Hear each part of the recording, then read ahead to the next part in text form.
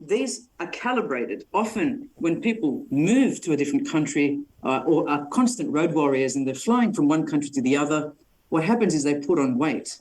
It's not because they're eating more, it's because their body doesn't really know when to eat. Breakfast, lunch, and dinner, where I am currently, is very different to breakfast, lunch, and dinner when I travel to Singapore, if I travel to the Middle East, or I travel to New York. And this is what this is supposed to help with. It's the recalibration and halving that recovery time.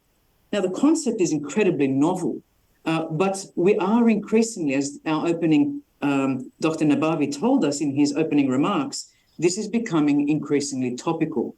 Many of you would have heard about the Synchron device, okay? It's more a brain-to-computer interface developed by Thomas Oxley and his team from the University of Melbourne originally. I remember to Tom in 2016 to come and give a talk on his research.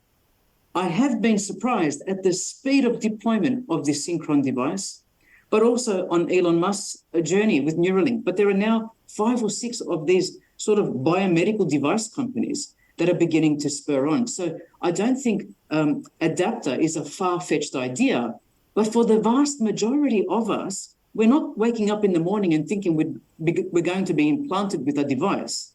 We have had these discussions in the past. In 2010, at the IEEE International Symposium on Technology and Society that I chaired in the University of Wollongong, we had a meeting where we brought in implantees from all over the world to discuss various aspects of what this might mean in a non-medical capacity. For example, paying for food, downloading an item with the scan of my wrist, perhaps, which has an implant on the inside, and all the ethical implications that come with that as society changes, the way that they adopt technology and the form factors which technology comes into.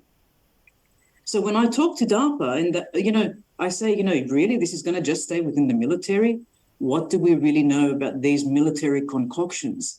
We know that these have very much commercial value. They are test beds within the military, perhaps in the context of having a great vast number of people to test these applications and technologies and systems on. But in this case, we're not asking a US soldier, for instance, to take a vaccination. And many of us know already that the Defence Forces sometimes enforce up to 14 or 15 vaccinations on the first day of arrival. You want to protect and prevent illness in your armed forces. So there is a mass requirement for vaccination. Well, imagine you turned up one day as a US soldier for your duty and you were told, by the way, now we have developed this new novel technology that will help you in your day-to-day work. And that technology is an implant. This raises a whole number of questions in our minds.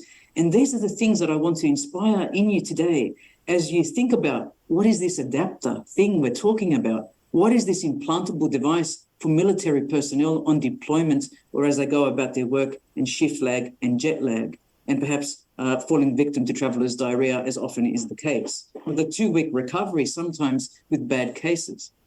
So I want to start thinking in the spirit of this talk in the abstract. I talked about scenarios. I talked about various thought experiments. I want you to think about a potentiality.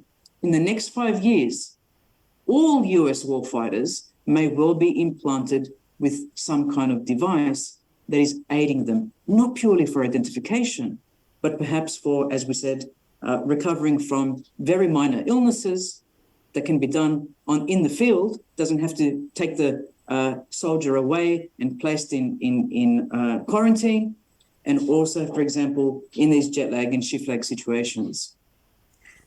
Now, the device, as it's been depicted online about 12 months ago, looks something like this. And I just want to note, while I can't tell you technical things about the project, I can certainly share with you what is in the public domain.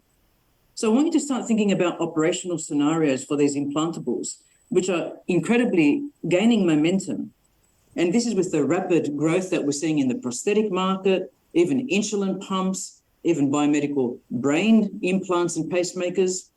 And citizenry now have become accustomed to this idea of implants. But are we ready? How do we know what society thinks about something that's happening in a defense agency or an armed force? Do we reach out to society to raise awareness? Do we hold specialist panels in order to gain an understanding of the issues that might arise between those who have been implanted and those who are not? Remember, soldiers often go home during a holiday period to their families, and if they're wearing this device, may they get particular questions from general members of society. Also, the laws and regulation around military personnel are quite different in some circumstances and contexts to those other regulations and laws in the civilian world.